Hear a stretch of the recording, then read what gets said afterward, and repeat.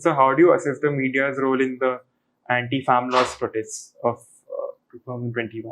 In the large part, I think it was extremely detrimental to the country's interests. We were more bothered about the romance of the protest, the ways of protest, how innovative, how romantic they are. We never bothered about the content of the issue on which the protests are held, and never about the merits and demerits of the issue. What matters ultimately is, are the farm laws ultimately good for agricultural economy of India and the farmers? Not how beautifully the people hoisted a flag, or stood and marched, or suffered braved the winter cold, or something else. And I have no doubt about it, I said publicly repeatedly. The 3 farm laws, while they are not sufficient to improve the lot of the farmers or the agricultural sector, they are vital. One law attempted to take away the government's power to regulate and control and stifle freedom of the farmers and traders. Absolutely necessary is the government's license permit control law that did immense damage to agriculture. Another law attempted to inject some degree of competition while selling. Instead of depending on a monopoly markets, they created a provision for multiple players to come and buy, and if more people try and buy my product, as a producer, I am a beneficiary because they are competing, therefore the price is likely to go up, not down.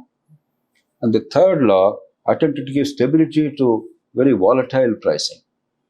If I know what is next year's crop is going to cost, the price I am going to get, then I can make informed decision.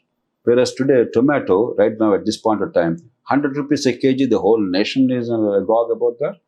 I can guarantee you 3 months down the line, tomato will be at 50 paise a kg and none of us is bothered. It's an absurd way of running an agricultural economy. Nowhere in the world does it happen outside the Indian subcontinent. And therefore, if there is some kind of a price stability, both for the producer and the consumer, through contract farming, in advance I know what is the price at which it is bought, irrespective of the vagaries of the market demand.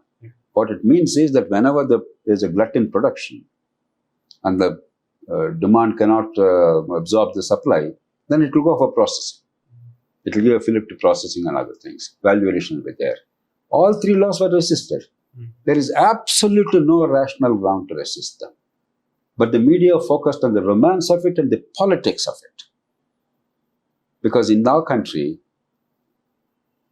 even if something is good for the country, opposing for opposition's sake is taken as democracy and freedom. It's an absurd thing. The idea of political leaders and political parties is be on the lookout for the collective good of the country. What is rational, what is in public interest, based on evidence and logic and the best practices in the world. Instead, I don't care what you propose, I oppose it. When I come to power, whatever I opposed, I will then propose it. Then you will oppose it. So it's all about you fighting at the cost of the country each time. Now that's a very dangerous thing, and media very definitely played a role in that, which is very sad, very cynical.